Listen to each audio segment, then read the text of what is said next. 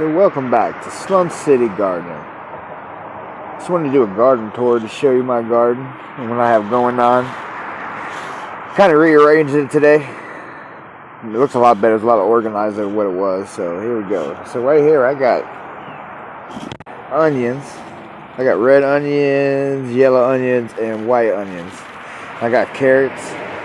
And I made the planter out of pallets. I've been collecting pallets, so they don't get thrown away in, landfills and biodegrade down there. I recycle them.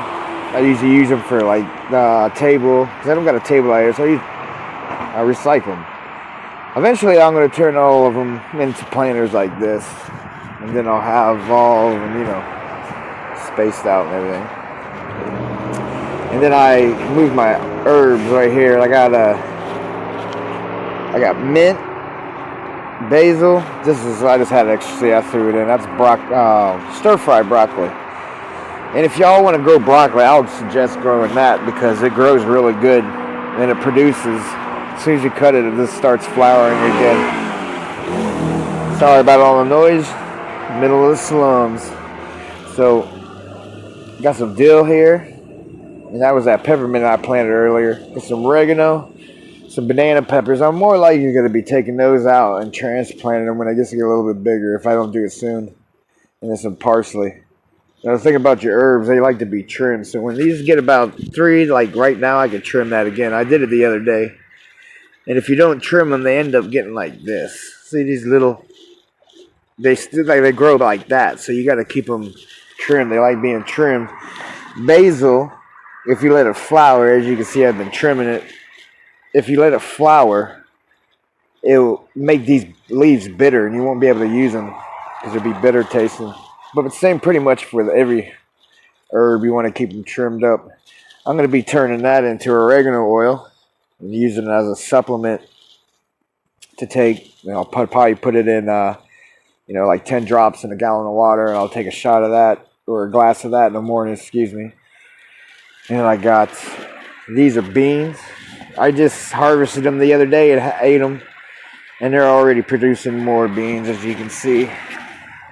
Like right here. And this is an old shelf. I'm trying to stay on the track of using recycle stuff. Sorry, I got bit by an ant. To use in the garden instead of buying new stuff. So I'm using this, and I got some cucumbers here. They're doing pretty good. They're doing all right.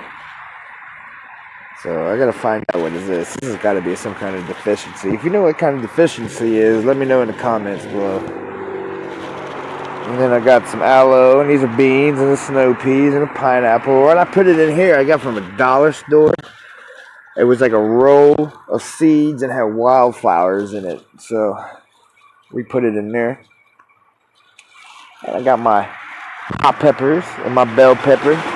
I'll come over there in a minute, but this is my main focus here. I got a pollinator bush, a couple pollinators, as you see. I got them around. That's what that's going to be for. It's going to be wildflowers.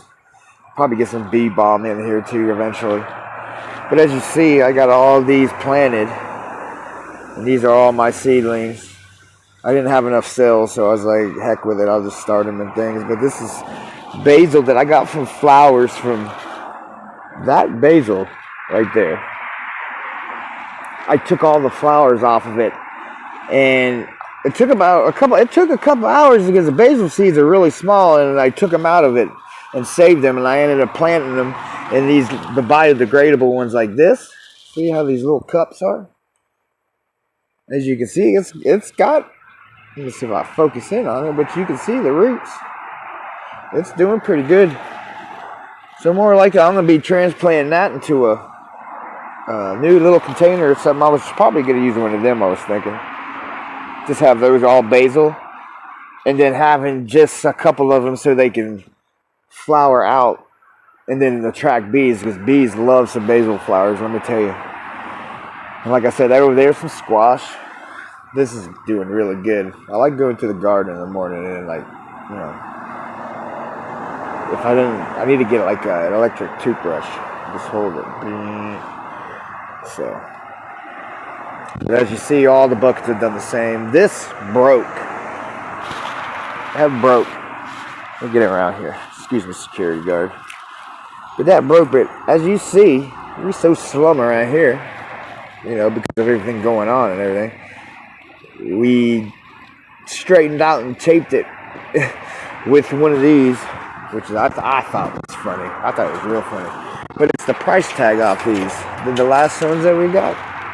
And we took them and just taped them. That's all we had at the moment. So it's working. It's still alive. Hopefully one day I can take that off. I don't like the look of that stem. But as you see, I got this, like I said, the zucchinis, this stir-fried broccoli. I'm telling you what, that's what this is. That was the test over there. This was kind of a divergence for pests. As you can see, it's kind of working. Because if I hit it up, you can see it. But if you hit it, it's got the white flies all over this bush instead of all the bushes in here. This is a tomato plant that's diseased somehow. But it's like I said in the last video, it's starting to come back. And this is my peppers. And I'm going to leave a baby bell pepper on it. And all these other beautiful little flowers here. Let's pollinate them. And these are hot peppers right here. You see them right here. Let's pick that one off. You see. Peas. So, yeah, but so that's the rearrangement of the garden right now. So eventually we'll be getting a piece of land one day. That's the dream. So yeah, it's doing great. It's fun. Alright, y'all, like and subscribe, comment, tell all y'all friends about me. Watch me. I'll be uploading videos all the time. This garden's about to get bigger. Alright, y'all. Stay slum.